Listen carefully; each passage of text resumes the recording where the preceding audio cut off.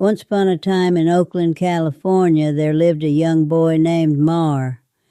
He was just 8 years old, full of curiosity and vibrant energy. His older sister, Maya, 5 years his senior, watched over him like a hawk, especially during their long walks home from school. They were bound by the kind of love that could only be forged in the fire of an unforgiving urban environment. Every afternoon, as the final bell rang, the siblings would step out onto the cracked pavement, feeling the weight of the world rest squarely on their young shoulders. The streets crowded with people were a whirlwind of noise, the honking of cars, the chatter of hurried pedestrians, and the distant wail of sirens. But there was one sound that struck their hearts with fear, an unsettling growl echoing through the alleyways.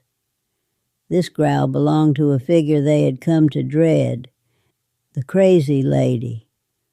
Known to the locals, she shuffled through the streets with an eerie gait, one foot dragging behind the other as if held captive by some unseen force.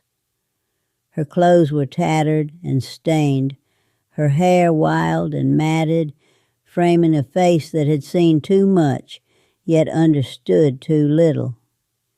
Mar was convinced she was a ghost, haunting the living, while Maya insisted she was just a woman lost to her demons. Still, her presence sent chills down their spines every day as they caught the bus home. They would spot her from a distance, lurking among the shadows, her eyes glazed and unseeing. Yet they could feel her gaze upon them like a predator sizing up its prey. As they walked, she seemed to drift closer, drawn to them by an invisible thread, her low growls rippling through the air. "Just keep walking, Mar," Maya whispered, gripping her brother's arm. "Don't look back." Every day they navigated obstacles, graffiti-covered walls that loomed like the gray skies above, unruly dogs barking from porches, and groups of teenagers laughing as they made trouble. But none of these dangers compared to the tension that crackled in the air when the crazy lady was near. Mar often found himself glancing over his shoulder, catching glimpses of her shuffling along, her vacant stare fixed on nothing. The other children at school told stories about her. Some said she was once a loving mother who lost everything. Others claimed she was a witch seeking revenge on the city that cast her aside. Regardless of the truth, Mar and Maya were sure of one thing. She was a harbinger of doom, an omen of darkness stalking through their lives.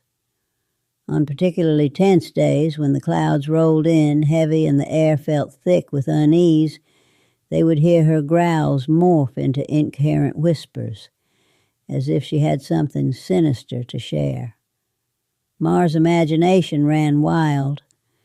Maybe she was trying to warn them, or perhaps she wanted to drag them into her haunted world. The thought made his stomach churn. Each afternoon, as they boarded the bus that would take them a little closer to safety, they would look back to see her still standing there, a specter against the dreary urban backdrop, mumbling words lost to the wind. Yet somehow, they always made it home. They will pay for what they did. The darkness is coming for them.